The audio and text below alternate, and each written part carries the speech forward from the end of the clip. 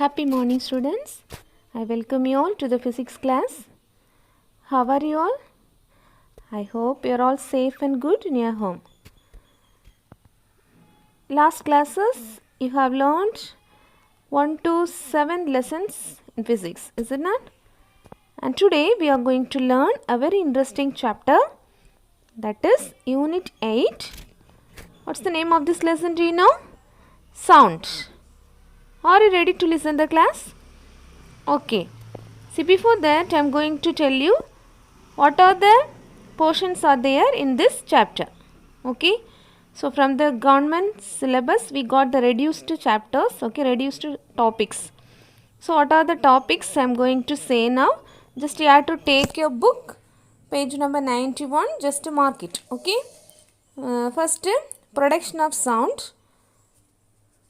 Then propagation of sound. Sound needs a medium for propagation. Then characteristics of sound wave. Okay, page number 93, characteristics of sound wave. Then page number 94, speed of sound. Next, page number 96. There we are going to learn ultrasonic sound and application of ultrasonic sound waves. First we are going to learn what is sound. You all know that like heat energy, sound also it's a form of energy. Okay, like light energy, heat energy, sound is a form of energy.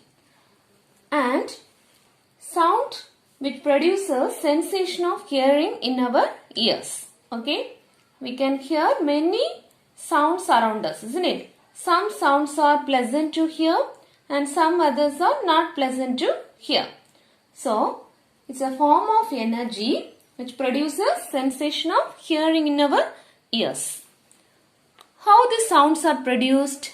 The sounds are produced by vibration of substances. How the sounds are produced? Produced by vibration of substance. What do you mean by this vibration? Yes, the to and fro motion of a particles are called a vibration. To and fro motion. See, if you are jumping on the springboard and if you are jumping on the springboard, what will happen? The board will move up and down, isn't it? That is to and fro motion. Okay. So, like that the particles are move here and there, that is to and fro. Okay, that is called vibration. Okay, all vibrating particles only will produce the sound. All musical instrument and what are the sources of sounds are there? In that vibrating objects are there. Okay, so without vibration the particle will not produce sound. Because of vibrations only it will produce the sound. Vibration means to and fro motion. These vibrations are travel as disturbance in a medium. Okay. The vibrating particle make a disturbance in a medium. Which medium? Through air medium or in a water medium or in a solid medium. Okay. It will making the disturbance. The particles when it is moving here and there it will make a disturbance. Okay. That only it will be transformed to the next particle and the next particle also will get the disturbance. So like that the disturbance will move from one particle to another. So that only it is in the form of energy. Okay, sound will be coming in the form of energy. This disturbance will forming the energy, that is sound energy. Okay, in a medium and reach our ears as a sound. Okay, when we are producing the sound nearer our mouth, the particles will be getting the vibration. Okay, then that vibrations will be, the disturbance will be passed on to the next particle. Like that it will be what? Move from one place to another. Okay, some of these musical instruments like piano, guitar, saxophone, violin and drum. So in these musical instruments vibrating substances are there. Now, how we are producing sound? Do you know? Yes, we are producing the sound from our throat. What is the vibrating object is there? Yes, vocal cord. Okay. Yes, while you are speaking, the vocal cord will get the vibration. Okay, that's why the sound will be produced. Next, we are going to learn propagation of sound. Propagation means what? How the sound will be travel from one place to another. That is called propagation. See, sound need a medium like air, water, steel, etc. for its propagation. It cannot travel through vacuum. Okay, always it's need a medium. What are the medium? Air medium or water medium or solid medium. Okay, any one medium it's needed for its propagation. It cannot able to travel through vacuum. Okay, this one we can prove by a simple activity, that is what is bell jar experiment. Okay, with the bell jar experiment already you may studied in lower classes, isn't it? So through this bell jar experiment we can explain the propagation of sound, and it cannot travel through vacuum. Here you can see the experimental arrangement of this bell jar experiment. So what are the apparatus we required? This is the electric bell and this is the glass jar. Okay, so it will be closed with the cork. Okay, and here it will be connected with the vacuum pump. Okay, so this is electric bell, this is the bell jar. Here cork, the electric bell is connected through wires. Okay, and here is the vacuum pump. Okay, it will be help to remove the air. Okay, that is the use of this vacuum pump. Okay, so here you have to fix the electric bulb like this arrangement. And what we have to do, if you are making this electric bell to ring, now we can hear the sound, because what is the reason? Here all the air molecules are there inside the glass jar, so we can able to hear the bell sound. Next, what we have to do means, by using this vacuum pump we have to remove all the air. Okay, by using the vacuum pump, if you remove all the air from this bell jar, what will happen? Yes, now the sound, electric bell sound, it will be what? Reduced. Okay, gradually it will reduce, and at one particular time we cannot able to hear any sound. Okay, so from this experiment what we came to know that, yes, the sound does not travel through vacuum. Okay, so if you are removing all the air by using this vacuum pump, at one particular time there will be no air molecules are there. That time the sound also will not be heard outside. So from this bell jar experiment we came to know that sound always need a medium or a material for a propagation. It does not travel through vacuum. We can see the important points in this bell jar experiment. So what are the apparatus we required? Electric bulb and airtight glass jar. Then electric bell we had to suspend under the airtight jar. Okay, suspend inside the airtight jar. Then it will be connected to vacuum pump. The jar is connected to a vacuum pump. Okay, now if you are making the bell to ring, we can hear the sound. Okay, we can hear the sound of this bell. Next, what you have to do? Yes, we should evacuate the jar with the help of this vacuum pump. Okay, if you are removing all the air from the jar, now what will happen? Air in the jar is pumped out gradually. The sound becomes feebler and feebler. That means it will reduce step by step. We cannot able to hear the sound. At one particular time, we will not hear any sound if the jar is fully, the air is fully removed. Okay. So from this experiment, the sound cannot travel through vacuum. It always need a medium for its propagation. Okay. Next, we are going to learn what are the characteristics of a sound wave. Okay, what are the characteristics of a sound wave? There is 5 characteristics are there. The first one is amplitude. Next is frequency. Third one is time period. Next one wavelength. And the last one is velocity or speed. Okay, these are the 5 important characteristics of a sound wave. What are all? Amplitude, frequency, time period, wavelength and velocity or speed. Okay, we are going to learn one by one. First, we are going to learn what do you mean by amplitude. Okay, so listen here. In this picture, we can see the sound wave. Okay, so here along this x-axis, we can take the distance and the displacement along the y-axis. Now you can draw this sound wave. Okay, it is a sound always is travel like a wave. Okay, it is called as the longitudinal wave. Okay, this wave is called as a longitudinal wave. The sound travel like a longitudinal waves. Okay, so here first we are going to learn what is amplitude. See, amplitude means, see, from this point to, this is called as the mean position or the original position. From this place to the sound particle will get the vibration. So, from this position to the maximum displacement, okay, it will be getting the maximum displacement here. So, from the mean position to the maximum displacement, okay, that is called amplitude. Okay, the maximum displacement from the mean position. Okay, this line denotes the mean position.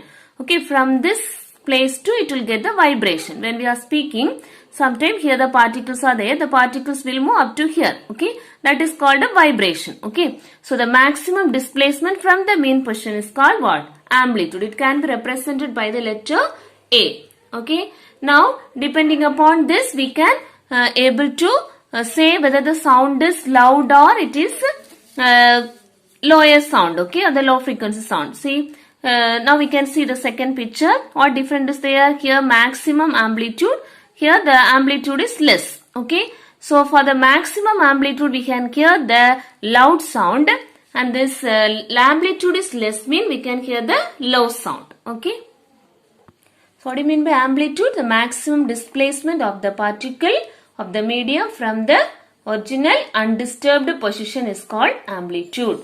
Maximum displacement of the particle from the original undisturbed position is called amplitude. If the amplitude is large mean the sound will be louder. The small amplitude means sound will be soft. Okay, soft sound or lower sound. Okay, sound will be low. And what is the unit of this amplitude?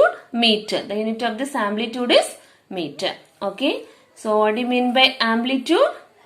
Have you all understand? Maximum displacement of the particle of this medium from the original undisturbed place. Okay, if there is large amplitude we can hear the loud sound.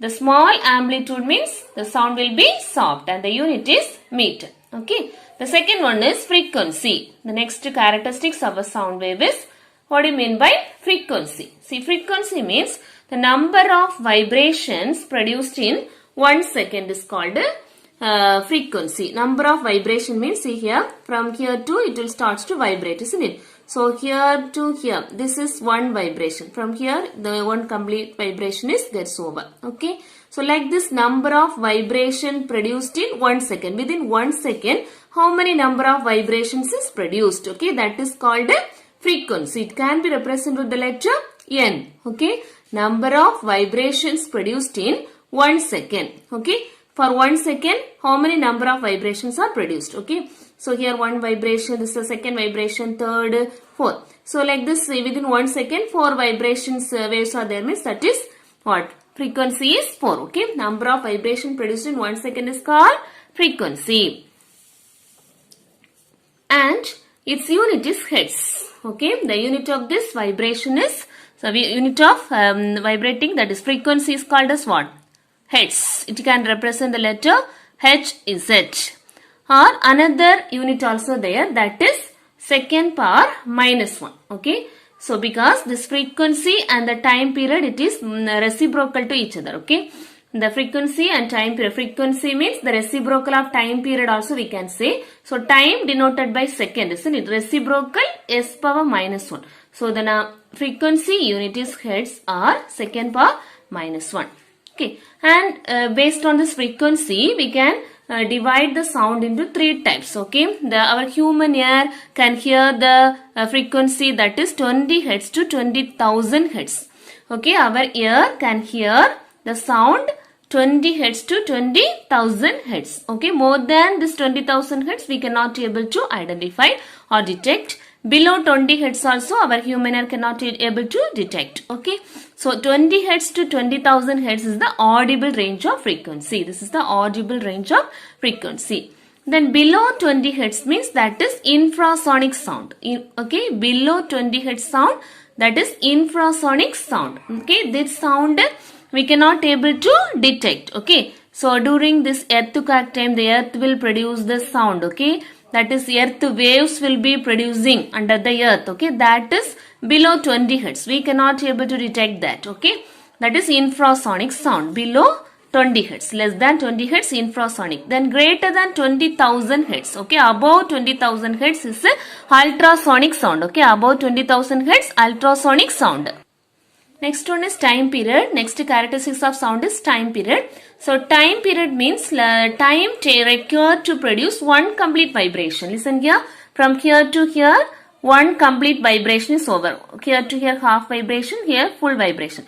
For this, how long time is taken? For one complete vibration, the sound wave travel like a what? Longitudinal waves, isn't it? Waves. So in this one vibration, okay, for that how much time has taken? Okay, that is time period. Time required to produce one complete vibration is called time period, and its unit is second. Okay, time always will mention with this unit second. Okay, the unit of time period is second. Time required to produce one complete vibration is called time period. Next characteristics, wavelength. Okay, so what do you mean by wavelength? The minimum distance in which a sound wave repeats itself is called wavelength. Listen here.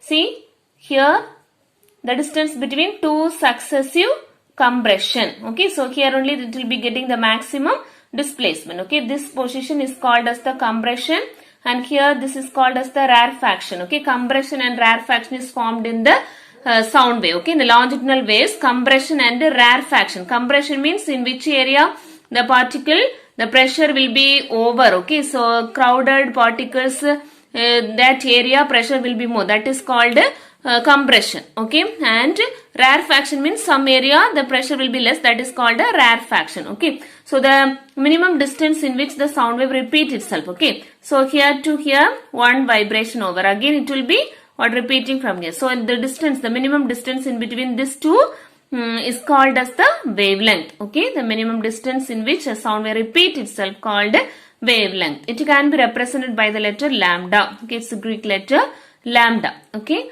and unit is meter. The unit of this wavelength, meter. Okay, so we can say the two consecutive compression or the two consecutive rarefactions are called wavelength. Otherwise, what we can say, the minimum distance in which sound wave repeats itself is called wavelength. Okay, the sound wave repeat itself. Okay, the minimum distance in which repeat is called wavelength. What is the unit of this wavelength? Meter. Otherwise, two consecutive compressions or two consecutive rarefactions are called wavelength. Next one is, what do you mean by velocity or speed? Velocity or speed can be represented with the letter V. The distance traveled by the sound wave in 1 second. Okay, how much distance is traveled within 1 second, that is velocity. Okay, so distance by time is called velocity. What do you mean velocity? Distance by time. Okay, here the distance we can represent with the help of this which character? Wavelength. Okay, distance traveled only wavelength. So wavelength by this time is called velocity, and its unit is meter second per minus 1. The unit of this velocity or speed is meter per second or meter second per minus 1. Okay. Now shall we mark some questions from today's portion? Yes, you have to take page number 92. Okay, first question, explain Bell-Jar experiment. Okay, so page number 92. Okay, so in this paragraph, electric bulb. Okay, from here to here you can mark it. Okay, including diagram, you have to learn this answer. Okay.